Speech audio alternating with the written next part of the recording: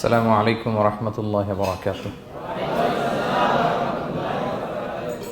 أعوذ بالله من الشيطان الرجيم. بسم الله الرحمن الرحيم. نحمده ونصلي على رسوله الكريم.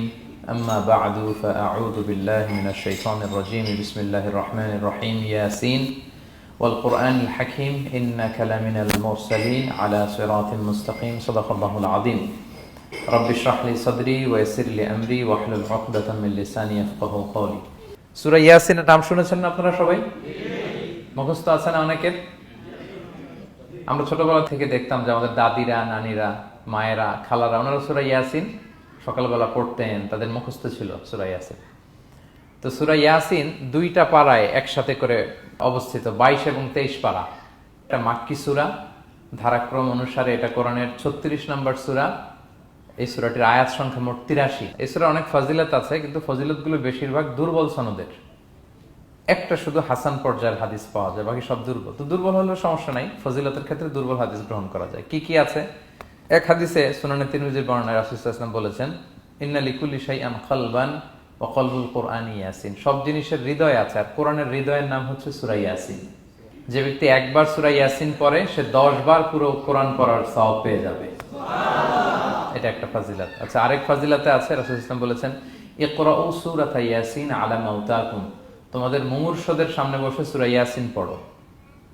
মৃত্যু পথযাত্রী এখনই মারা যাবে, অসুস্থ হয়ে পড়ে আছে, তাদের যাতে কষ্ট কম হয়, লাঘব হয়, রাসূল সাল্লাল্লাহু আলাইহি ওয়াসাল্লাম বলেছেন সূরা ইয়াসিন তার সামনে বসে পড়ো। কেন? এটা আমি সামনে বলবো। এগুলো দাঈফ সনদের।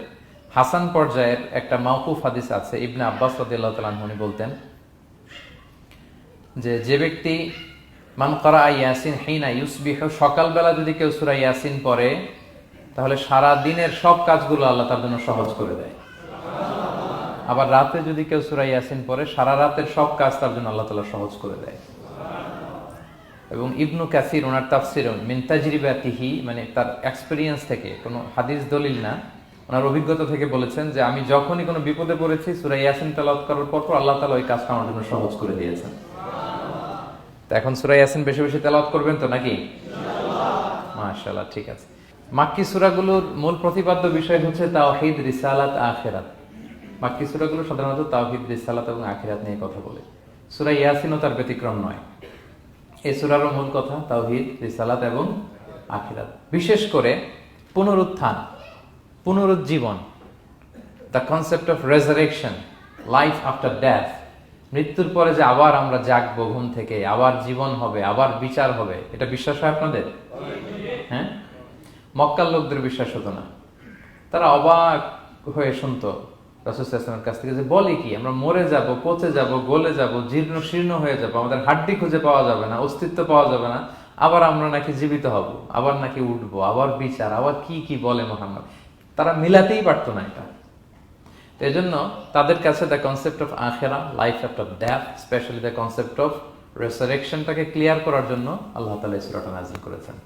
তাহলে এই সূরার সেন্ট্রাল থিম, মূল প্রতিপাদ্য বিষয় হচ্ছে পুনরুজ্জীবন বা পুনরুত্থান, মানে আবার যে আমরা পুনরায় উঠবো। বিশ্বাস হয় আপনাদের?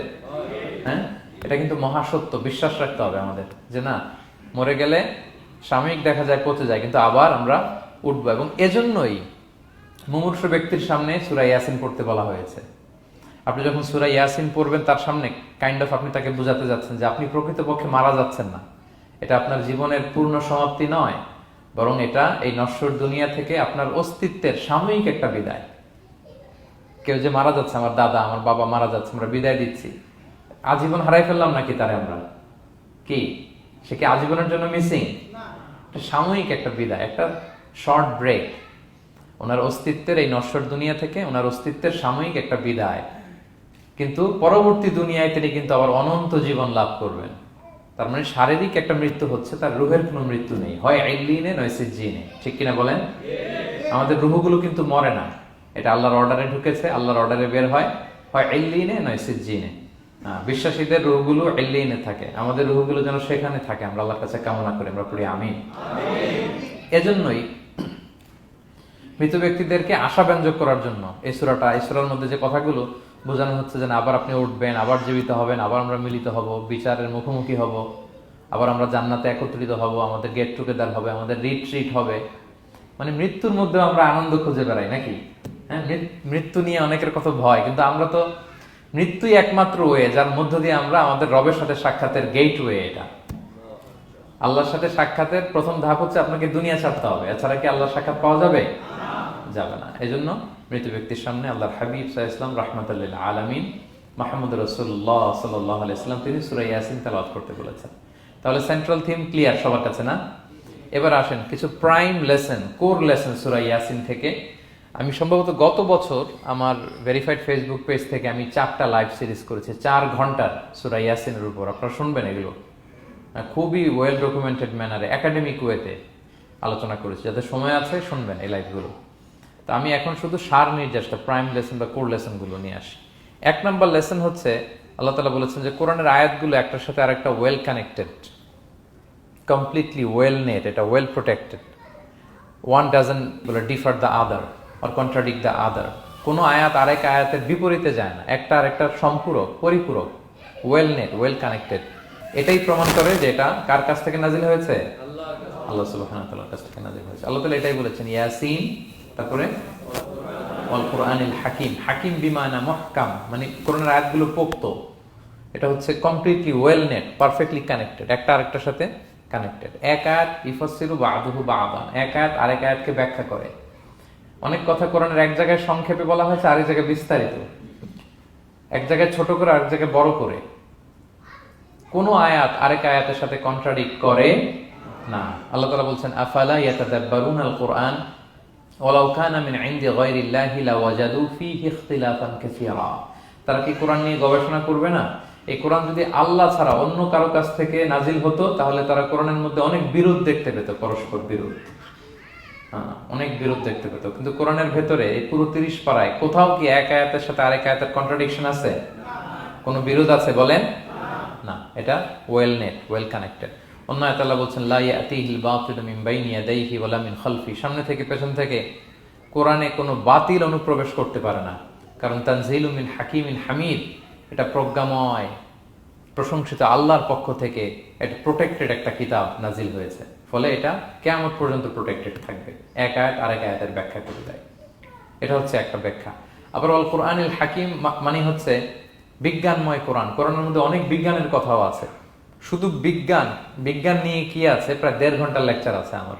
Scientific indications of the holy Quran, cosmic symbols, natural phenomena, cosmology, embryology, morphology, bla bla bla, অনেক কিছু। কিভাবে এই পানি উপরে যায়, ওয়াটার সাইকেল, হাইড্রোলজিক্যাল সাইকেল, বৃষ্টি হয়, সূর্য কিভাবে ডুবে ওঠে, চাঁদ, তারপর মহাবিস্ফোরণ, বিগ ব্যাং থেকে শুরু করে মায়ের পেটে বাচ্চার ভ্রূণ কিভাবে ডেভেলপ করে, যত কসমিক সিম্বল আছে কোরআনে, এটা নিয়ে আমার 1.5 ঘন্টার একটা কোরআনের সায়েন্টিফিক ইন্ডিকেশনাল লেকচার আছে। তো সেদিকে আমি যাব না। তো আল কোরআনুল হাকিমের 2টা ব্যাখ্যা হয়। এক হচ্ছে মুহকাম, মানে কোরআনের আয়াতগুলো প্রোটেক্টেড, কানেক্টেড। আরেকটা হচ্ছে কোরআনের আয়াতগুলো বিজ্ঞানসম্মত, বিজ্ঞানের সাথেও কন্ট্রাডিকশন করে না। কিছু যদি অমিল থাকে বিজ্ঞানের অপেক্ষা করা উচিত। বিজ্ঞান সামনে আরো শিখবে, আরো জানবে, আরো ডেভেলপ হবে, তখন বারবার বিজ্ঞানের মাথা কোরআনের দিকে নিচু হয়ে আসবে। ঠিক কিনা বলেন? যত দিন যায় সহজ হয় কোরআন বোঝা আমাদের জন্য। বিজ্ঞানের আবিষ্কারের কারণে কোরআন বোঝা সহজ হয় এবং মিলে যাচ্ছে সবকিছু। তাহলে এটা হচ্ছে 1 নম্বর লেসন সূরা ইয়াসিন থেকে, যে কোরআনের সব ভার্সেস গুলা আর পারফেক্টলি কানেক্টেড, ইন্টারকানেক্টেড। 1 নম্বর। 2 নম্বর হচ্ছে সূরা ইয়াসিনের 10 নম্বর আয়াতে আল্লাহ তাআলা বলেছেন ওয়াসাওয়াউন আলাইহিম আনযারতাহুম আম লাম তুনজিরহুম লা ইউমিনুন। হে নবী, আপনি তাদেরকে ওয়ার্নিং দেন আর না দেন সমান সমান, কাজ হবে না। এর কারণ হচ্ছে জেনে বুঝে যদি কেউ সত্যকে প্রত্যাখ্যান করে তার অন্তরে আল্লাহ মোহর মেরে দেন। জেনে বুঝে সত্যকে প্রত্যাখ্যান করলে, আমি বুঝি নাই, আমি শুনি নাই, আমি জানি নাই, এটা আল্লাহ মাফ করবে।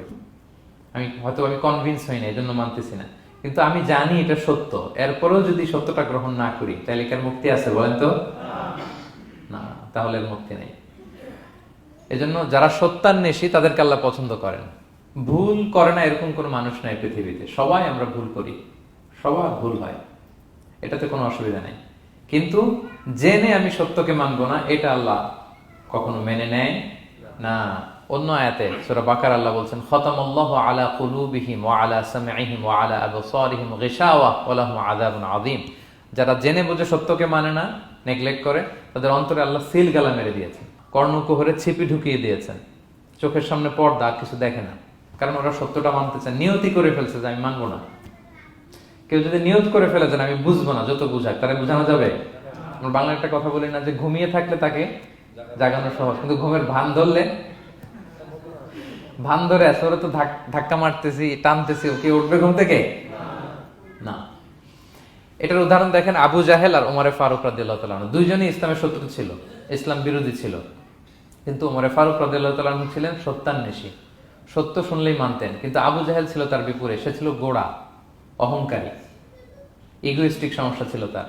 সে জানতো যে আল্লাহর হাবিব সাল্লাল্লাহু আলাইহি ওয়াসাল্লাম আল্লাহর পক্ষ থেকে নাজিল হওয়া আসা একজন রাসূল, কোরআন আল্লাহর পক্ষ থেকে নাজিল হওয়া একটা কিতাব, জানার পরেও সে মানে নাই, ফলে তার নসিবে হেদায়েত জোটে নাই। কিন্তু ওমরে ফারুক রাদিয়াল্লাহু তাআলা আনহু কিছুদিন পরেই উনি শাহাদা পড়ে ফেলছেন, এবং রাসূল সাল্লাল্লাহু আলাইহি ওয়াসাল্লাম দোয়া করেছিলেন যে আল্লাহ আল্লাহুম্মা আইজ্জাল ইসলাম বি আহাব্বি হাযাইনি রাজুলাইনি ইনদাক, আল্লাহ দুজন লোকের যাকে তোমার ভাল লাগে তাদের একজনকে ইসলামের ছায়াতলে এনে তুমি ইসলামটাকে শক্তিশালী করো। একজন হচ্ছে আবু জাহাল, আরেকজন হচ্ছে ওমর। আল্লাহ তাআলা কার জন্য দোয়াটা কবুল করেছেন বলেন তো? ওমর ফারুকের জন্য, কারণ ওনার হৃদয়টা সাদা ছিল, সাদা মনের মানুষ, কলবে সালিম, সত্য যেখানে ওইটাই উনি গ্রহণ করতেন, সত্যের সামনে দুর্বল ছিলেন। আর আবু জাহেল জেনে বুঝে সত্যকে প্রত্যাখ্যান করেছেন। সো 2 নাম্বার শিক্ষাটা আমরা যেটা পেলাম, যে জেনে বুঝে সত্য প্রত্যাখ্যান করলে আল্লাহ তার জন্য হেদায়েত বরাদ্দ রাখেন না। এজন্য আমরা আমাদের বাকি জীবনটুকু আমরা এই মেন্টালিটি, মাইন্ডসেট যেন আমাদের থাকে যে সত্য দেখলেই আমরা মানবো, যেখানেই সত্য ওইটাই আমি গ্রহণ করবো। কি বলেন? এটা যদি আমার বিরুদ্ধে যায়, আমার দলের বিরুদ্ধে গেলে, বাবার বিরুদ্ধে গেলে, মানতেই হবে আমাকে। সত্য যেখানে আছে ওখানেই আমাদেরকে ছুটে যেতে হবে। দুটো চলে গেল। 3 নাম্বার হচ্ছে, আমরা পৃথিবীতে যা করি, আমরা অনেক সময় মনে করি যে দরজা বন্ধ করে দিলে, সুইচটা অফ করে দিলে আর বুঝি কেউ দেখে না।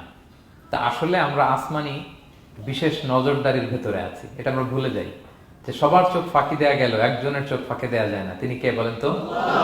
লা তুদরিকুহুল আবসার ওয়া হুয়া ইউদরিকুল আবসার ওয়া হুয়াল লাতীফুল খাবীর। কেউ তারে দেখে না, কিন্তু তিনি সবাইকে দেখে। কোন চোখ তাকে দেখে না, কিন্তু তিনি সব চোখগুলোকে দেখে। তাহলে 3 নম্বর লেসন হচ্ছে, everything is recorded in well documented man. আমরা যা বলি, যা করি, যা লিখি, সবকিছু রেকর্ড করা হচ্ছে। কিন্তু সেদিন আপনি দেখবেন, ভালো করলেও দেখবেন, খারাপ করলেও আপনি দেখবেন। তার মানে সবকিছু লিপিবদ্ধ হচ্ছে, সংরক্ষিত হচ্ছে। এটা আল্লাহ কোথায় বলেছেন? সূরা ইয়াসিনের 12 নম্বর আয়াত। আল্লাহ বলেন, নাকতুবু মা কদ্দামু ওয়া আসারহুম, তারা যা আমল করেছে আমি লিখে রাখি, ওয়া আসারহুম, এবং যা তারা দুনিয়ার জন্য রেখে গিয়েছে তাও লিখে রাখি। মানে এনি অ্যাকশন দে লেফট বিহাইন্ড, এনি ইফেক্ট দে লেফট বিহাইন্ড। এটা সাদাকায়ে জারিয়া বা গুনায়ে জারিয়া। সাদাকায়ে জারিয়া হচ্ছে আপনারা ভালো কাজ করছেন, ধরেন যে দ্বীনি জ্ঞান শিক্ষা দিচ্ছেন, আমি সূরা ফাতিহা শিক্ষা দিলাম আপনাদেরকে, তো আপনারা এটা দিয়ে আজীবন নামাজ পড়তেছেন, আপনার সওয়াব তো আপনি পাবেনই, কিন্তু ওই যে আমি শিক্ষা দিলাম একটা পার্সেন্টেজ সওয়াব আজীবন আমার আমল নামে আসবে।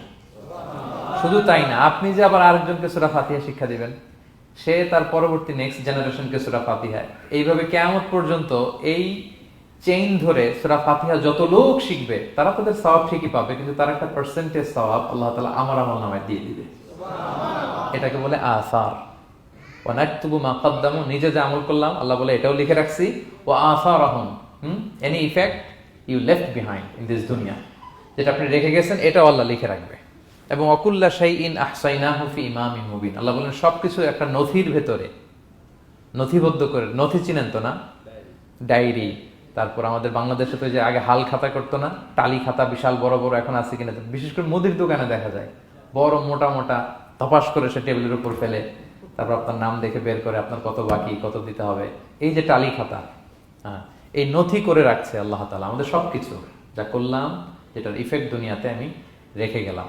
এবং অন্য আয়াতে আল্লাহ তাআলা বলছেন, মা ইয়ালফিযু মিন কাওলিন ইল্লা লাদাইহি রাকীবুন আতীদ, আমি মুখ দিয়ে যা উচ্চারণ করি সব আল্লাহ তাআলা একজন পর্যবেক্ষক ফেরেশতার মাধ্যমে তুলে রাখেন, সব আপনি দেখতে পাবেন। শুধু তাই না, এখানে একটা স্পেশাল লকেট রেখেছেন আল্লাহ।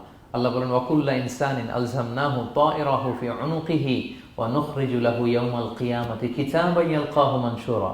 প্রত্যেকের গ্রীবালগ্নে আমি একটা স্পেশাল সিম কার্ডের মতো রেখেছি, যা বলো এখানে রেকর্ড হয়ে আছে, কিয়ামতের দিন আমি সব বের করে দিব। তাহলে পালানোর জায়গা আছে?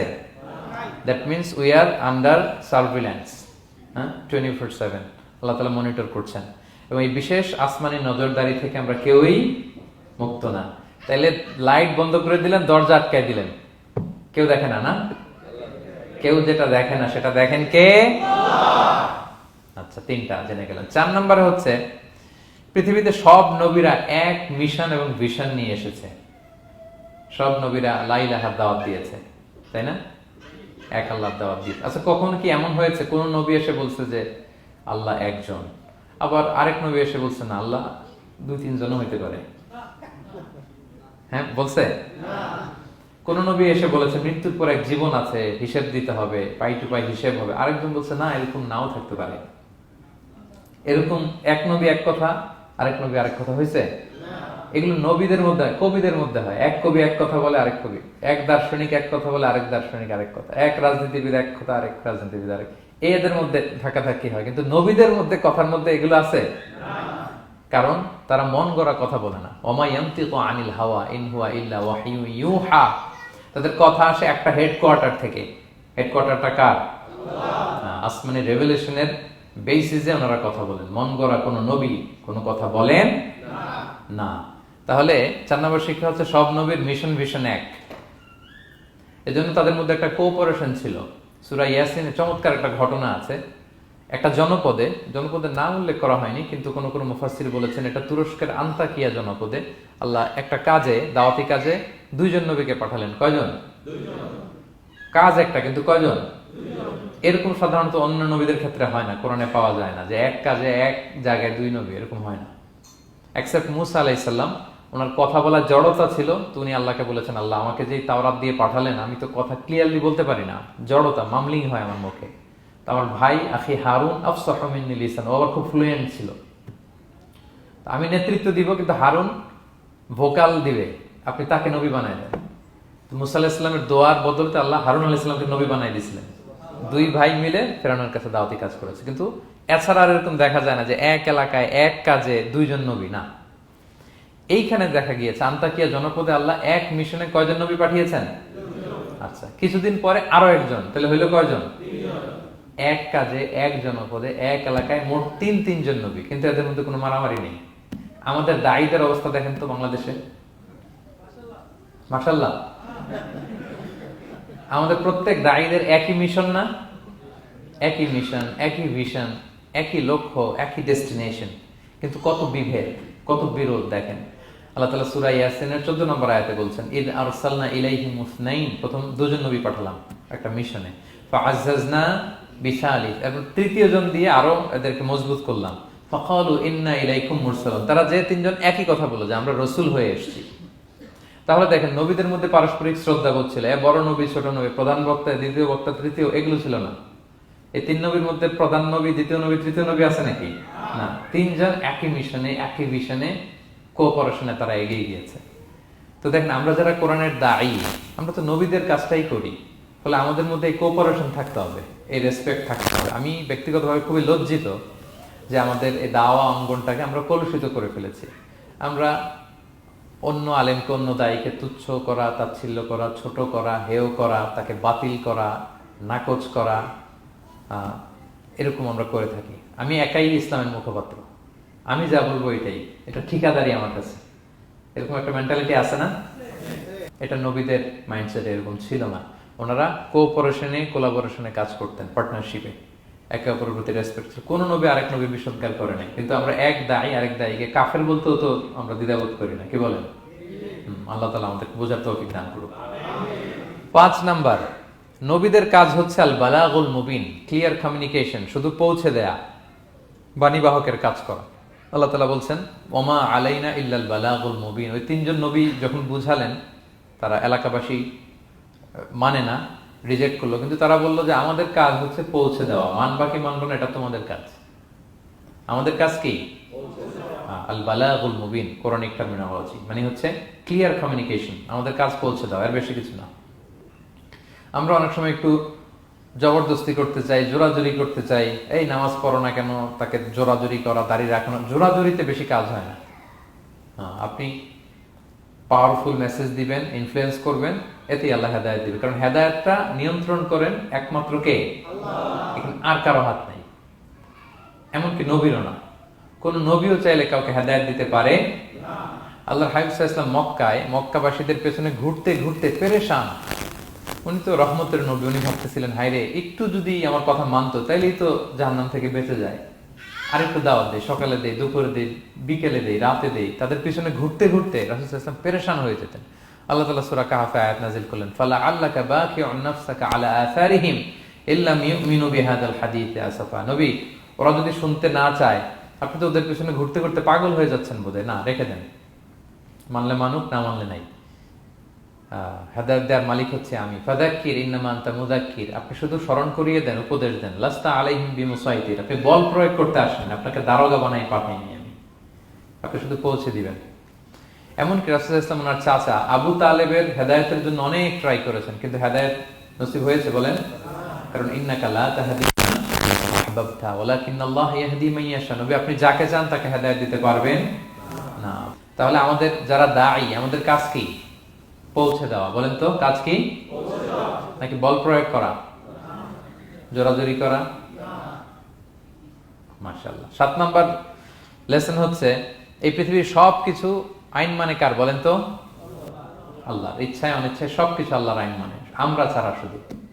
আকাশ, জমিন, বাতাস, বৃষ্টি, মেঘমালা, পাহাড়, সাগর, নদী, সূর্য, চন্দ্র, সব আইন মানে কার? আল্লাহর আইন মানে। সে কথা আল্লাহ বলছেন, ওয়াশ-শামসু তাজরি লিমুস্তাকাররিল লাহা, আমি সূর্যের জন্য একটা গতিপথ দিয়েছি, কক্ষপথ, অক্ষপথ, সে ওইদিকেই ঘুরে, ওরা ঘুরতে বলছে ও ঘুরে, এর কোনো ব্যত্যয় নাই। যালিকা তাকদীরুল আজিজিল আলিম, এটা আমি আল্লাহ ফিক্স করে দিয়েছি। ওয়াল কামারা কাদ্দারনাহু মানাজিলা হাত্তা আদা কাল উরজুনিল কাদিম, আর চাঁদকে আমি 30টা মঞ্জিল দিয়েছি। দেখবেন চাঁদ কিন্তু এক জায়গায় উদিত হয় না, 30 দিনে 30 জায়গায়, পুরো মাস ব্যাপী এদিক থেকে ওদিকে শুধু ঘুরে। এটা আল্লাহ ফিক্স করে দিয়েছে, এটা ওর বিধান। আমাদের জন্য কোরআন বিধান হিসেবে দিয়েছে, আমরা মানি না, কিন্তু প্রত্যেক প্রাণীর জন্য, সৃষ্টির জন্য যে বিধান আল্লাহ ফিক্স করেছেন ওরা ওইটাই মানে, এর একটু একচুল পরিমাণ ডান ব্যয় করে না। সুবহানাল্লাহ, সুবহানাল্লাহ। সো জগতের সবকিছু আল্লাহর দেয়া বিধান মেনে চলে, কারণ গোটা জগৎটাই তো তার। গোটা জগৎটা কার বলেন? ফলে আইনও চলবে তার। আমরা যেন আল্লাহর সবগুলো আইন মেনে চলি। 8 নাম্বার হচ্ছে, এই যে আমরা জান্নাতের কথা শুনি, কিয়ামতের কথা শুনি, আখিরাতের কথা শুনি, একদিন আমরা এটা চাক্ষুষ দেখতে পাবো, তখন আমাদের এই বিশ্বাসটা আরো প্রগাঢ় হবে। মৃত্যুর পরে যে আমাদের লম্বা ঘুম, এই আমাদের নিদ্রা ভঙ্গ যেদিন হবে, সেদিন আমরা সব দেখতে পাবো, চাক্ষুষ কিয়ামতের সবকিছু। সেটা আল্লাহ তাআলা বলছেন, নুফিখা ফিস সূরি ফাইদাহুম মিনাল আজদাসি ইলা রাব্বিহিম ইয়ানসিলুন, ইসরাফিলের সিংহার ফুৎকারে সেদিন সব মানুষ জেগে উঠবে। আপনারা ইসরাফিল আলাইহিস সালামের নাম শুনেছেন? কে উনি? একজন ফেরেশতা। উনি বড় একটা সিংহায় ফুৎকার দিবেন। সৃষ্টির পর থেকে আল্লাহ ওনাকে একটা কাজের জন্য অ্যাসাইন করেছেন, শুধু ফু দিবে 3টা। কয়টা? আর কোনো কাজ আছে? দ্যাটস ইট, দ্যাটস ইট, শুধু 3টা ফু দিবে 3 বারে। ঠিক যে মুহূর্তে আপনারা এখন কথা শুনছেন, এই মুহূর্তে উনি ওই ট্রাম্পিট সিংহা নিয়ে আরশের দিকে তাকায় আছে, কখন আল্লাহর আদেশ আসে, 1 সেকেন্ডও যেন দেরি না, চোখের পলক যাতে দেরি না হয়ে যায়, তাকিয়ে আছেন উনি। ফুৎকার দিবে তো কবর থেকে মানুষগুলো উঠবে। মিনহা খালাকনাকুম ওয়া ফিহা নুঈদুকুম ওয়া মিনহা নুখরিজুকুম তারাতান উখরা, এই কথাই আল্লাহ এই সূরাতে বলেছেন। তো মানুষ যখন উঠবে, কারো ঘুম হবে 50 বছর, কারো 500 বছর, কারো 5000 বছর, কারো 5 লক্ষ বছর। পৃথিবীতে প্রথম নিহত হয়েছে কে জানেন? হাবিল, আদম আলাইহিস সালামের ছেলে হাবিল পৃথিবীর প্রথম মারা গেছে। সে, তার ঘুমটা কত লম্বা বলেন তো? সে কত হাজার বছর, লক্ষ বছর বেচারা ঘুমাচ্ছে, হ্যাঁ, তার কবরে। তো এই সব সিংহার ফুৎকারে সব কবর থেকে উঠবে। ক্বালু ইয়া ওয়াইলানা মান বাআসানা মিন মারকাদিনা হাযা, কি রে, কে ভাঙালো এই লম্বা ঘুমটা? সবাই তো ঘুমাচ্ছিলাম। হাযা মা ওয়া'দার রহমান, ফেরেশতারা বলবে এইটাই সেই দিন যেটা বিশ্বাস করো না এই দুনিয়াতে। ওয়াজ নসিহত হইলে তো তোমরা মানতা না, বলতা এগুলো কিছু নাই। আজকে সেই দিন। সাদাকাল মুরসালুন, রাসূলরা সত্যই বলেছেন। ওই দিন মানুষ চাক্ষুষ কিয়ামতকে অবলোকন করবে। 9 নম্বর শিক্ষা হচ্ছে, তখন আল্লাহ তাআলা বিচার প্রতিষ্ঠিত করবেন। ওই বিচারে আল্লাহ কাউকে ঠকাবেন না। বলেন তো, আল্লাহর বিচারে কোনো পার্সিয়ালিটি আছে? কোনো ঘুষ দেওয়ার সিস্টেম? স্বজনপ্রীতি আছে? না। এই কথা আল্লাহ বলেছেন সূরা ইয়াসিনের 54 নম্বর আয়াতে, ফালিয়াউমা লা তুযলামু নাফসুন শাইআ, কোনো জুলুম হবে না। ওয়া তুজজাউনা ইল্লা মা কুনতুম তা'মালুন, যে যা করেছে ওইটারই প্রতিদান পাবে। এমন না যে আপনি করছিলেন খুব ভালো কিন্তু আপনি পান নাই, এটা হবে না। যার যে রিওয়ার্ড পাওয়ার কথা ওইটাই পাবেন, কারণ আল্লাহ জুলুম করেন না। ওমা আনা বিযাল্লামিন লিল আবিদ, আল্লাহ বলে আমি আমার বান্দার প্রতি বিন্দু পরিমাণ জুলুম করি না। ওয়া নাদউল মাওয়াজিনাল কিসতা লিয়াউমিল কিয়ামা ফালা তুযলামু নাফসুন শাইআ, সেদিন আমি ন্যায় বিচারের মানদণ্ড স্থাপন করব, ওখানে একটা চুল ফেললেও এটা ওজন নাই। ফামান ইয়ামাল মিসকালা যাররাতিন খায়রান ইয়ারা ওয়া মান ইয়ামাল মিসকালা যাররাতিন শাররান ইয়ারা, অনুপরিমাণ ভালো করলে ভালো পাবেন। এই যে সে লিল্লাহি তাকবীর বলছে, সওয়াব হইছে না? সে ওই দিন আমলনামায় দেখবে কি রে, অমুক এক মাহফিলের মধ্যে আমি লিল্লাহি তাকবীর বলছিলাম, এইটার এতগুলা সওয়াব। তারপরে এই যে আপনারা আল্লাহু আকবার বলছেন, এতে সওয়াব হইছে না? তো এরকম ছোট্ট ছোট্ট প্রতি মুহূর্তে একজন রাস্তা চেনে না, রাস্তা দেখাই দিলেন, একজন একটা ভালো উপদেশ দিলেন। হ্যাঁ, এইভাবে ছোট্ট ছোট্ট যত ভালো কাজ সব পাবেন, ছোট্ট ছোট্ট খারাপ কাজ সব সেদিন পাবেন, কোনো জুলুম হবে না। আচ্ছা, 10 নম্বর শিক্ষা হচ্ছে যারা জান্নাতে যাবে, জান্নাতের একটা ফিচার হচ্ছে, মেজর ফিচার, জান্নাতে যে জান্নাতীরা যা চাবে তাই পাবে, কোনো না নাই সেখানে, যার যেটা মনে চায়। এটা সূরা ইয়াসিনের 57 নম্বর আয়াত, আল্লাহ বলেছেন লাহুম ফিহা ফাকিহা ওয়া লাহুম মা ইয়াদদাউন, সেখানে অজস্র অঢেল সুস্বাদু মুখরোচক ফলমূল থাকবে। দুনিয়াতে এক ফলে এক মজা, আনারসের মজা তরমুজে নাই, তরমুজের মজা আমে নাই, আমের মজা বাঙ্গিতে নাই, বাঙ্গির মজা কাঁঠালে নাই, কাঁঠালের মজা ডুরিয়ানে নাই। যেইটা খাবেন ওইটা স্বাদ। জান্নাতে এক ফলের ভেতরে 1000 রকমের স্বাদ আল্লাহ ঢুকাই দিবে। আচ্ছা, দুনিয়াতে যে কমলা খান, কমলার ছোলা খান, হ্যাঁ, ডাব যে খান, ডাবের ছোলাটা খান, শুধু পানি, ওইখানে ডাবের চেয়ে আর ডাবের ছোলা মজা লাগবে। কমলার চেয়ে কমলার ছোলা হবে আরো সুস্বাদু। মানে ওইটার ফিচারের সাথে দুনিয়ার ফিচারের কোনো তুলনাই হয় না, নো কম্পারিজন। যা চাবে তাই পাবে। ইয়াসিনের 11 নম্বর শিক্ষা হচ্ছে সেদিন নিজের হাত পা নিজের বিরুদ্ধে সাক্ষী দিবে যারা জাহান্নামে যাবে। কারণ জাহান্নামীরা বলবে না আল্লাহ করি নাই, তোমার ফেরেশতারা ভুলে লিখছে, আল্লাহ আরেকজনের আমলনামা আমারে দিয়ে দিছে, এই অনেক ধরনের অজুহাত। তখন আল্লাহ তাআলা তার মুখটাকে সিলগালা করে দিবেন। ফালইয়াউমা নাখতিমু আলা আফওয়াহিহিম ওয়া তুকাল্লিমুনা আইদিহিম ওয়া তাশহাদু আরজুলুহুম বিমা কানু ইয়াকসিবুন। আল্লাহ বলে তোমার মুখ আমি সিলগালা করে দিলাম, হাত কথা বলবে, তখন পা সাক্ষী দিবে কোথায় যে এই পাপটা করছেন। আপনি অবাক হবেন, কি রে, এই হাতে তো কত আংটি পরলাম, এরপর কত লোশন মাখলাম, হ্যাঁ, কত সুন্দর বডি ওয়াশ দিয়ে হাতটাকে ক্লিন রাখলাম, তারপর হাতের মধ্যে গ্লাভস পরলাম, হাত পা কত যত্ন আমি নিলাম, এই হাত পা আমার বিরুদ্ধে কথা বলে। রাগে মানুষ বলবে ওয়াকালু লিজুলুদিহিম লিমা শাহিদতুম আলাইনা, কি রে আমার বিরুদ্ধে কথা বলিস কেন?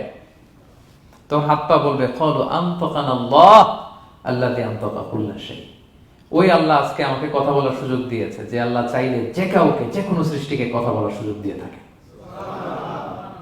পাথরকে আল্লাহ জবান দিতে পারেন, দিয়েছেন। রাসূল সাল্লাল্লাহু আলাইহি ওয়াসাল্লাম মক্কার শিয়াবের মধ্য দিয়ে যখন হাঁটতেন, অনেক পাথর রাসূল সাল্লাল্লাহু আলাইহি ওয়াসাল্লামকে সালাম দিয়ে বলেছেন আসসালামু আলাইকা ইয়া নবী আল্লাহ, হে আল্লাহর নবী আপনাকে সালাম। কে দিয়েছে সালাম? পাথর। মরা খেজুর গাছ কেঁদে উঠেছে নবীর জন্য, তার মানে এগুলোর ভেতরে প্রাণের সঞ্চার করেছেন কে? আল্লাহ।